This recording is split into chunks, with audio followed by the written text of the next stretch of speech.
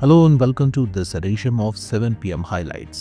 India की total population है 1.4 billion, जो पूरे वर्ल्ड की पॉपुलेशन का 1/6 है। UN department of economic and social council की एक रिपोर्ट के अकॉर्डिंग 2030 तक इंडिया की पॉपुलेशन 1.5 बिलियन के आंकड़े को पार कर जाएगी, जबकि 2050 तक इंडिया की पॉपुलेशन 1.6 बिलियन के मार्क को क्रॉस कर जाएगी। अगर इंडिया वर्ल्ड की मोस्ट पॉपुलस कंट्री बनती है तो इसमें कोई डाउट नहीं कि इंडिया में पॉपुलेशन एक्सप्लोजन या जनसंख्या विस्फोट की कंडीशन अराइज होगी। पॉपुलेशन एक्सप्लोजन काफी लंबे समय से एक इंटेंसली डिबेटेड और कंसर्निंग इशू रहा है। इस पॉपुलेशन एक्सप्लोजन को कंट्रोल करने के लिए कई डेकेड से डिफरेंट गवर्नमेंट फैमिली प्लानिंग और पॉपुलेशन कंट्रोल के कई नए मेजर्स अडॉप्ट करती आई हैं। स्टरलाइजेशन प्रोग्राम्स भी उन्हीं में से एक थे। यूएन की रिपोर्ट की माने तो 2011 में वर्ल्ड फीमेल स्टरलाइजेशन में इंडिया का 37% कंट्रीब्यूशन रहा। स्टरलाइजेशन प्रोग्राम ने डिजायरेबल आउटकम्स प्रोवाइड किए। 1990s में जहां टोटल फर्टिलिटी रेट 3.4 था तो 2016 में ये घटकर 2.2 पर आ गया। इंडिपेंडेंस से आज तक अलग अलग पार्टीज ने पॉपुलेशन कंट्रोल पर अप्रॉक्सीमेटली 35 बिल्स पार्लियामेंट में इंट्रोड्यूस किए हैं,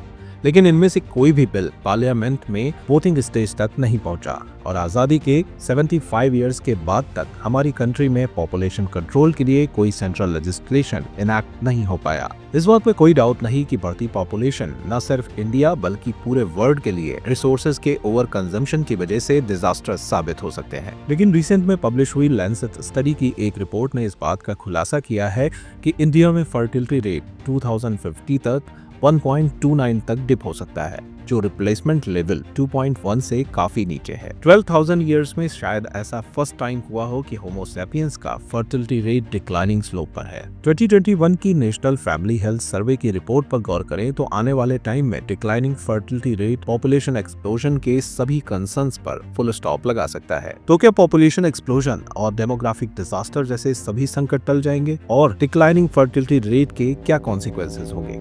इन सभी सवालों को आज के 7 PM हाइलाइट्स में हम डिस्कस करेंगे। लेकिन इन सभी इश्यूज पर आने से पहले let us understand what is fertility rate. Total fertility rate का मतलब है फीमेल की लाइफ स्पैन में 15 से 49 की एज में बॉर्न टोटल चिल्ड्रन या उनके बॉर्न होने की पॉसिबिलिटी। ये एक डेमोग्राफी का इम्पोर्टेंट इंडिकेटर है जो किसी एरिया की बर्थ रेट और पॉपुलेशन ग्रोथ को मेजर करने के लिए यूज होता है। TFR 2.1 को रिप्लेसमेंट लेवल फर्टिलिटी रेट कहते हैं। ये फर्टिलिटी का वो लेवल है जहां एक पॉपुलेशन अपने आप को एक जनरेशन से अगले जनरेशन तक एग्जैक्टली रिप्लेस कर लेती है। अगर TFR replacement level fertility rate से कम हो यानी 2.1 से कम हो तो इसका मतलब है एक जनरेशन अपने आप को रिप्लेस करने के लिए काफी बच्चे प्रोड्यूस नहीं कर रही है।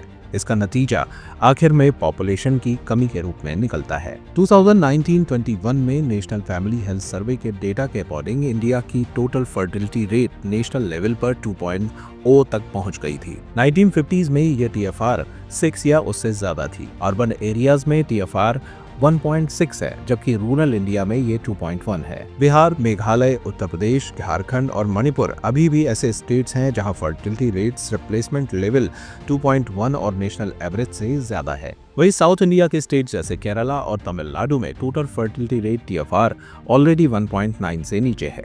इस वजह से वहां फर्टिलिटी रेट्स गिरने, एजिंग पॉपुलेशन और कम होती रिप्रेजेंटेशन को लेकर चिंताएं सामने आई हैं। हाल ही में आंध्र प्रदेश के chief minister N Chandrababu Naidu ने अनाउंस किया कि उनकी सरकार एक ऐसे लॉ पर काम कर रही है जो फैमिलीज को ज्यादा बच्चे पैदा करने के लिए इंसेंटिवाइज करेगा। पूरे वर्ल्ड में भी TFR पिछले 70 ईयर्स में मोर देन हाफ डिक्लाइन हो गई है। 1950 में एक फीमेल के लिए लगभग 5 चिल्ड्रन से डिक्लाइन होकर 2021 में ये 2.2 चिल्ड्रन तक आ गई है। 2021 का सेंसस डिले होने की वजह से ministry of health and family welfare के लेटेस्ट पॉपुलेशन प्रोजेक्शंस दिखाते हैं कि इंडिया में रैपिडली एजिंग पॉपुलेशन का ट्रेंड है। प्रोजेक्शंस के मुताबिक 60 और उससे ऊपर की एज के लोगों का परसेंटेज साउथ की स्टेट्स जैसे आंध्र प्रदेश और केरला में सिग्निफिकेंट तरीके से बढ़ने वाला है, क्योंकि वहां फर्टिलिटी रेट्स नॉर्थ के स्टेट्स जैसे यूपी के कंपैरिजन में पहले ही गिर चुके हैं। Now let us explore the reasons why the fertility rate is declining in India. सबसे पहला रीजन है कई इंपैक्टफुल फैमिली प्लानिंग और वेलफेयर प्रोग्राम्स जिनकी वजह से लोगों में अवेयरनेस बढ़ी है। दूसरा सबसे बड़ा रीजन ये है कि ओवर द इयर्स मैटरनल और चाइल्ड हेल्थ में इम्प्रूवमेंट हुआ है। जिससे इन्फेंट और मैटरनल मॉर्टेलिटी रेट्स काफी घट चुके हैं, जो चाइल्ड सर्वाइवल इंश्योर करता है और छोटी फैमिलीज को एक नॉर्म बनाता है। हम दो हमारे दो जैसे कैंपेन्स और कंट्रासेप्टिक्स का यूज करने से लोगों की सोच बदली है और फर्टिलिटी रेट ऑटोमेटिकली कम हुआ है। इसके अलावा फीमेल लिटरेसी, वर्कफोर्स पार्टिसिपेशन और करियर कॉन्शियसनेस बढ़ने से औरतें ज्यादा बच्चे पैदा करने का डिसीजन रिकंसिडर कर रही हैं। Now let's have a look why declining fertility rate is beneficial. Fertility rate decline होने से लेबर प्रोडक्टिविटी इंप्रूव होती है, वर्कर्स के लिए एम्प्लॉयमेंट कंडीशंस बेटर होती हैं, कम वर्किंग पॉपुलेशन होने से वेजेस बढ़ती हैं और माइग्रेंट वर्कर्स के सिक्योरिटी कंसर्न्स भी कम होते हैं। इसी वजह से विमेन वर्कफोर्स में ज्यादा पार्टिसिपेशन होता है, जैसे मनरेगा में विमेन का शेयर सदर्न स्टेट्स में इंप्रूव हुआ है। एजुकेशन और हेल्थ केयर सेक्टर का क्वालिटी इंप्रूव होता है क्योंकि पर कैपिटा रिसोर्सेज बढ़ जाती हैं। Apart from above benefits, population गिरने से एनवायरनमेंट और एग्रीकल्चर पर प्रेशर भी कम होता है, जिससे पॉल्यूशन और फार्मलैंड लॉस रिड्यूस कम होते हैं। जहां डिक्लाइनिंग टीएफआर से कई सारे बेनिफिट्स सामने आते हैं, तो वहीं कई कंसर्न्स और चैलेंजेस भी देखने को मिलते हैं, जैसे रिप्लेसमेंट लेवल से नीचे फर्टिलिटी रेट्स एजिंग पॉपुलेशन को बढ़ाती है, जैसा चाइना में हुआ।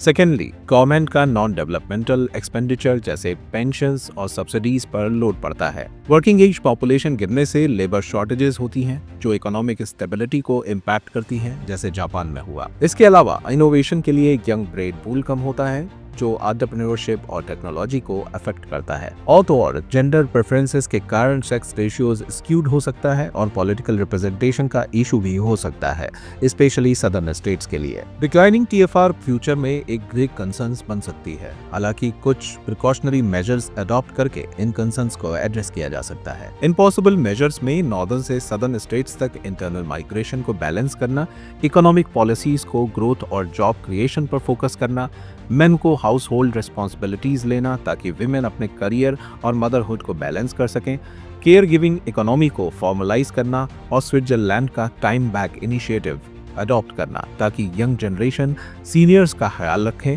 और अपने लिए फ्यूचर केयर का टाइम सेव करें। आपको ये प्रोग्राम कैसा लगा हमें कमेंट बॉक्स में शेयर करके जरूर बताएं। इस वीडियो को ज्यादा से ज्यादा शेयर और लाइक करें।